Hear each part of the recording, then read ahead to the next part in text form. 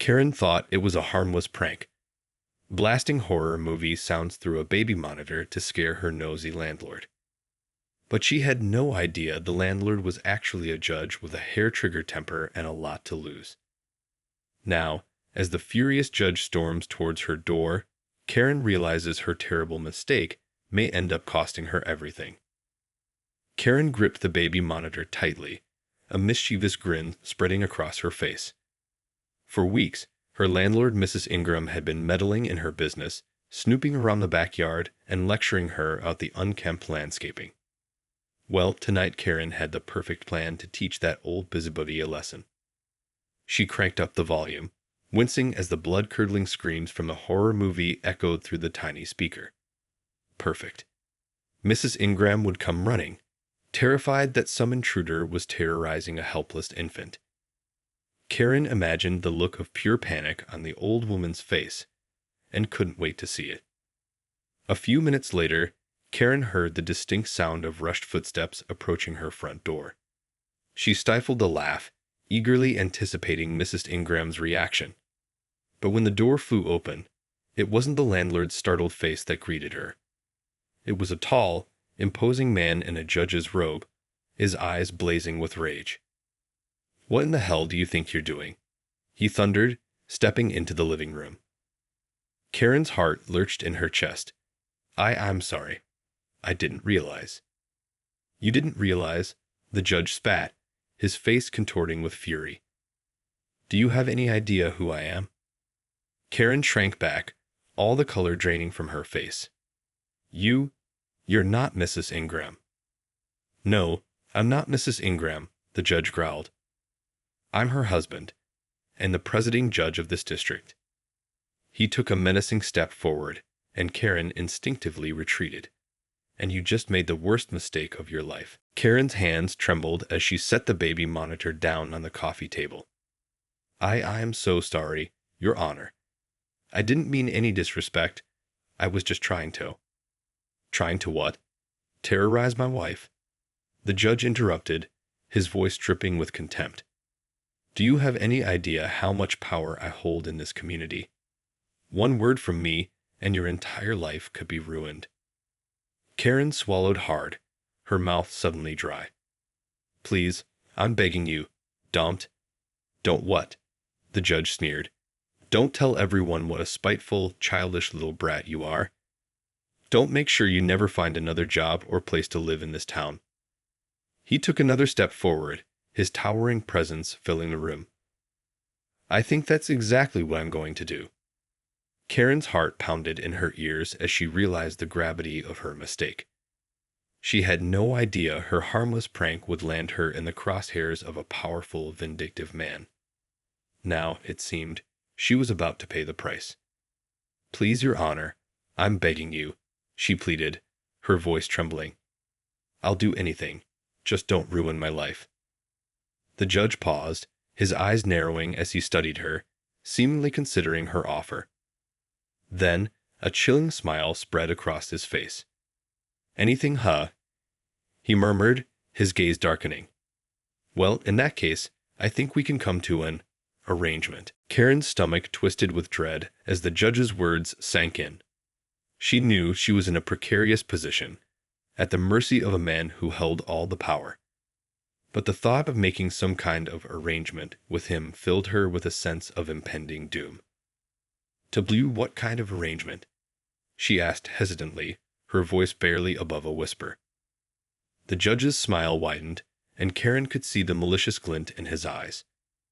"Well, you said you'd do anything to keep me from ruining your life," he said, his tone dripping with false kindness. "So, why don't we start with you doing a few chores around the house for me? I'm sure a capable young woman like yourself can handle a little light housework." Karen's brow furrowed in confusion. "Chores? That's it?" she asked, unable to believe the judge was being so reasonable. "For now," the judge replied, his expression hardening. "But if you want to keep this little incident between us, you'll do as I say, when I say it. And if you ever cross me again." He let the threat hang in the air, his gaze boring into her. Karen's mind raced as she weighed her options. She knew she couldn't risk the judge making good on his promise to ruin her life, but the thought of being at his beck and call filled her with a sense of dread. Still, she knew she had no choice. "Okay," she said, her voice barely audible. "I'll do it." The judge's face lit up with a triumphant grin. "Excellent. Now, let's start with the backyard. I want every weed pulled, every leaf picked up, and the grass trimmed to perfection. And I want it done by the end of the week." Karen's heart sank as she realized the true price of her mistake. But she knew she had no choice but to comply, lest the judge make good on his threats. Over the next few weeks, Karen found herself living in a state of constant anxiety and dread. True to his word, the judge had her running errands, cleaning his house, and maintaining his meticulous landscaping, all while living under the threat of public humiliation and financial ruin. Each time the judge summoned her, Karen's stomach would twist with fear. She knew better than to refuse or complain, lest she incur the judge's wrath. And so she quietly went about her tasks, her resentment and anger boiling just beneath the surface. One day, as Karen was weeding the judge's garden, she overheard him on the phone, his voice raised in anger. "What do you mean, the motion was denied?" he barked. "I'm the presiding judge of this district, for Christ's sake. This is an outrage." Karen paused, her interest piqued. She couldn't help but wonder what the judge was so upset about. "Do you have any idea how much this could cost me?" the judge continued, his voice dripping with fury. "This could ruin me. I need you to appeal this, and I need it done yesterday." Karen's eyes widened as she realized the judge was facing some kind of legal trouble. She couldn't help but feel a twinge of satisfaction. Perhaps the powerful judge wasn't as untouchable as he seemed. As the judge hung up the phone, he caught sight of Karen watching him. His expression hardened, and he strode over to where she was working. "What do you think you're doing, eavesdropping on my conversation?" he demanded, his eyes narrowing. Karen's heart raced, and she quickly looked away. I'm sorry, Your Honor. I didn't mean to." "Save it," the judge snapped. "I don't want to hear your excuses. Now get back to work and keep your nose out of my business." Karen nodded, her hands trembling as she resumed her task. But as she bent down to pull the weeds, a glimmer of hope flickered in her chest. Perhaps, just maybe, the tables were about to turn. Over the following days, Karen noticed a distinct change in the judge's demeanor. He was increasingly agitated and short-tempered, snapping at her over the slightest perceived infraction. It was clear that whatever legal trouble he was facing was weighing heavily on him. Karen couldn't help but wonder what it could be. Had he been accused of corruption or abuse of power? Was his reputation and career on the line? The thought sent a thrill of anticipation through her. One afternoon, as Karen was dusting the shelves in the judge's study, she caught sight of a stack of legal documents on his desk. Glancing around to make sure the coast was clear, she cautiously picked them up and began to skim through them. Her eyes widened as she read. The judge was facing a disciplinary hearing before the State Judicial Ethics Committee. Apparently, he'd been accused of accepting bribes and using his position to unfairly influence the outcomes of certain cases. Karen's heart raced as she realized the gravity of the situation. If the allegations were proven true, the judge could lose his job, his reputation, and possibly even face criminal charges. The thought of the powerful, arrogant man being brought down filled her with a sense of vindication. Just then, the study door swung open, and the judge strode in, his face twisted with fury. "What the hell do you think you're doing?" he bellowed, snatching the documents from her hands. Karen froze, her mind racing as she tried to come up with an excuse. "I was just dusting, Your Honor, I swear." "Don't give me that crap," the judge spat. "You were snooping, weren't you? Trying to dig up dirt on me." Karen swallowed hard, her mouth suddenly dry. "And no, I would never." "Save it," the judge interrupted, his voice dripping with menace.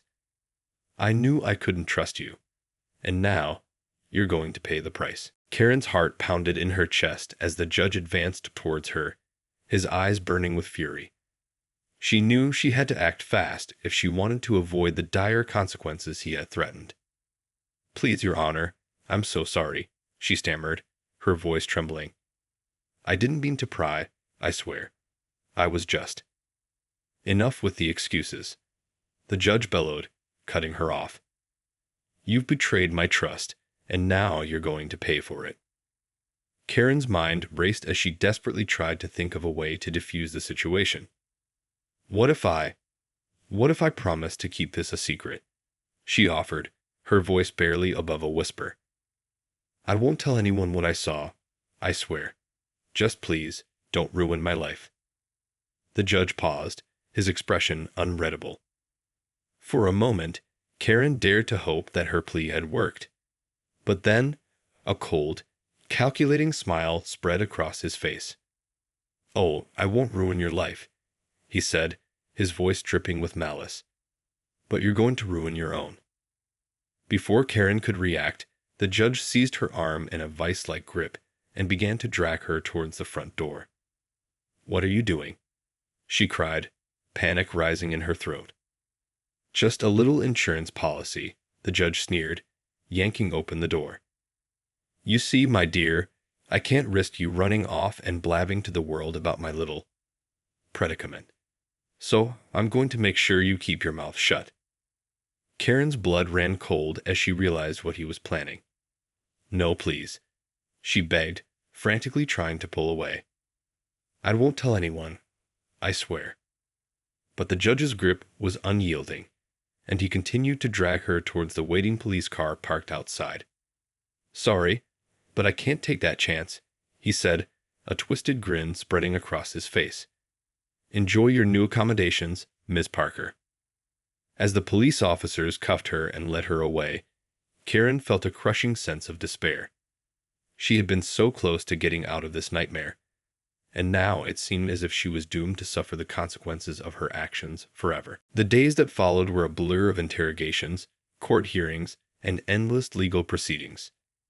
Karen found herself caught in a nightmarish web of the judge's own making, as he leveraged his connections and influence to paint her as a vindictive, unstable tenant who had falsely accused him of wrongdoing.